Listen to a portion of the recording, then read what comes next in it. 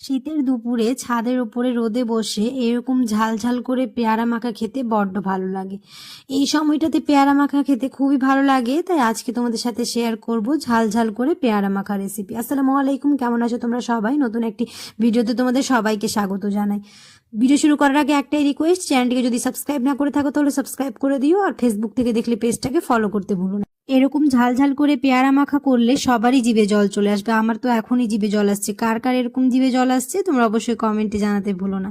তো প্রথমে এখানে কয়েকটা কাঁচা লঙ্কা নিয়েছি। কাঁচা লঙ্কাটাকে খুব ভালো করে বেটে নেব।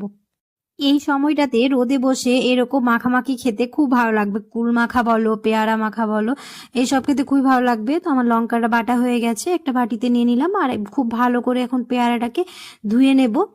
অনেকেই আছো ভিডিও দেখে চলে যাচ্ছ, সাবস্ক্রাইব করো না, অবশ্যই সাবস্ক্রাইব করে দিও। ফ্রেন্ডস আর ফ্যামিলির সাথে বেশি বেশি করে ভিডিওটা শেয়ার করে দিও। এবার পেয়ারাটা কেটে নেবো এরকম মাঝ বরাবর, ছোট ছোট করে টুকরো টুকরো করে নেব। একটু ঝাল ঝাল করে করার চেষ্টা করব, তাহলে খেতে ভালো লাগবে। এই পেয়ারা মাখা করার সময় খুব একটা পাকা পেয়ারা আবার খুব একটা কাঁচাও ভালো লাগবে না, এরকম মিডিয়াম থাকলেই বেশি খেতে ভালো লাগে। খুব কাঁচা পেয়ারাটা আবার খেতে ভালো লাগে না। তো এরকম করে মাঝ বরাবর এরকম ছোট ছোট করে পিস করে নেব। অনেকেই পেয়ারা মাখাতে তেঁতুল দেয়, আমি এখানে কোনো রকম তেঁতুল দেব না, এমনি তেঁতুল ছাড়াই আমি পেয়ারাটা মাখবো। এই সময়টাতে তো প্রায় সবাই এরকম করে মাখামাখি করে খায়। পেয়ারা খেতে কার কার ভালো লাগে তোমরা অবশ্যই জানিও। আমার তো পেয়ারা খেতে ভীষণ ভালো লাগে। এরকম পেয়ারা মাখা বলো বা কাঁচা পেয়ারা এমনিও খেতে ভালো লাগে। পেয়ারাটা আমি সরু সরু করেই কেটে নিয়েছি, বেশি মোটা করে রাখিনি। সরু সরু করে কেটে নিলে খেতে ভালো লাগবে।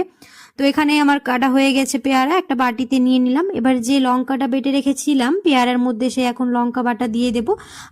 দিয়ে দিব হচ্ছে নুন। আমি এখানে দুই ধরনেরই নুন নিয়েছি, সাধারণ নুন আর বিট নুন, দুটোই নিয়েছি। বিট নুন দিলে খেতে ভালো লাগবে, স্বাদটা ভালো আসবে। আর দিয়ে দিব হচ্ছে লঙ্কা গুঁড়ো, একটু ঝাল ঝাল হবে আর কালারটাও খুব ভালো আসবে, তাই তার জন্য একটুখানি লঙ্কা গুঁড়ো দিয়েছি আমি।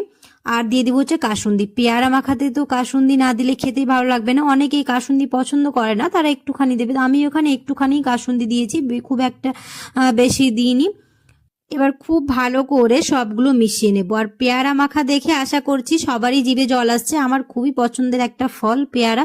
পেয়ারা খেতে আমার ভীষণই ভালো লাগে। এরকম পেয়ারা মাখা বলো বা এমনি পেয়ারা বলো, খুবই ভালো লাগে খেতে। আশা করছি আমার আজকের ভিডিও তোমাদের ভালো লেগেছে। পেয়ারা মাখা কেমন হয়েছে তোমরা কমেন্টে জানাতে ভুলো না। আর যদি ভালো লেগে থাকে তাহলে অবশ্যই একটা লাইক করে দিও। আর দেখা হবে খুব শিগগিরই পরের একটি নতুন রেসিপিতে। সবাই খুব ভালো থাকবে, সুস্থ থাকবে, সাবধানে থাকবে। আল্লাহ হাফেজ। আর কমেন্টে জানাতে ভুলবেন।